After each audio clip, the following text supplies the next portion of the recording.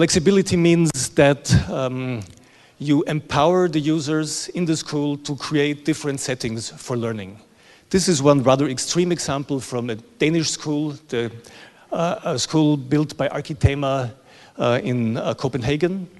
Hellerup School, a school without walls. And what you see here is just the situation that there is one small device for instruction where 25 students can sit in a small paravent.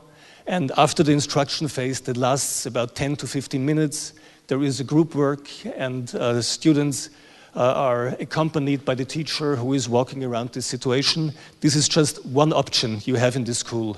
If you look very closely and if the light would be a little down, you would see a kitchen behind here and other students working in the kitchen while this group is engaging in a specific learning task. These are some more examples. This is the layout of the school itself. You see there are no walls. These small devices, these paravents, are these hexagonal elements, and around these elements you have a very free and open learning environment. Furniture is important here. It has to be lightweight. You have to be able to carry it around even as a small child. Two other images from the same school. The library does not exist anymore as a room. It is dispersed over the 3 stories of the building, and the books you find there, the learning media, are accustomed to the different levels of the students in the different levels physically and institutionally. Another image, what you see here is the only whiteboard that this school possesses. It's in the central space.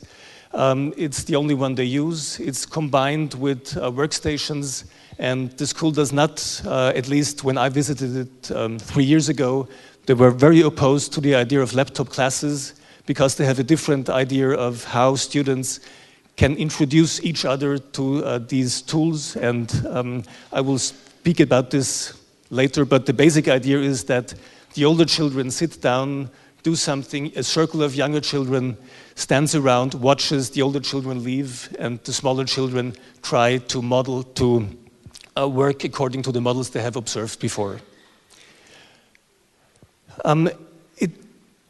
The school space, a flexible school space, does not necessarily have to be as radically open as the Hellerup School. This is an example of a school which is now being built in Salzburg, in Austria. And what you see here is certain remains of the usual classroom. So these are quite simple classrooms, but they are connected with additional space. You have very open elements here. You have something like a green element being introduced in the school.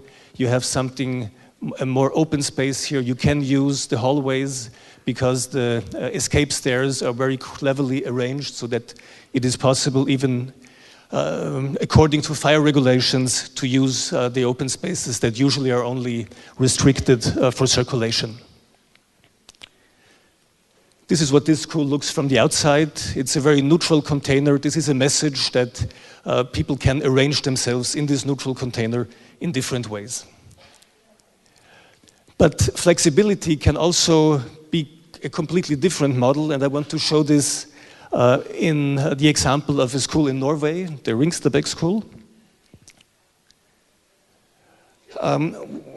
This is the floor plan of the school, of the ground floor. It is a school for students from 16 to 19. It has three-year groups. And if you analyze the floor plan, you see that this is the main entry. You have a core space in here with a core that can be both used for having lunch in the school, but you can easily rearrange the space into a theater. So you have a stage here, you can close the whole arrangement, and then you have a theater space. You have a very large science space on this side with 2 tiers, tier number 1 and tier number 2. Tier number 1 is accessible for the students without guidance, so that you don't need necessarily a teacher working with the students. All the laboratory equipment is in the second tier, so their students can only enter if they're supervised. So you have more options to work with the students in an open learning environment. This is the gymnasium, and this is the administration of the school. But For the question of flexibility, this is even more interesting. This is the top level of the school, and it has 3 identical units for each year group with about 120 students per year. And if we zoom into this arrangement, you see that there are no flexible doors, there is no large open space, but there is a variety of different spaces. So you have a large lecture hall that houses about 60 to 80 students for a lecture like in the university. You have an open learning environment here for individual learning. You have a situation for group presentations. You have a situation for small group meetings. And you have a special project meeting space here. These spaces are the spaces for the teachers. They have 2 large working spaces, and obviously they are working in the school even after 2 o'clock, like in Singapore. I don't know if they work until 7 p.m. in the afternoon, but certainly they spend more hours in the school as in the conventional school system. But also this is a flexible situation.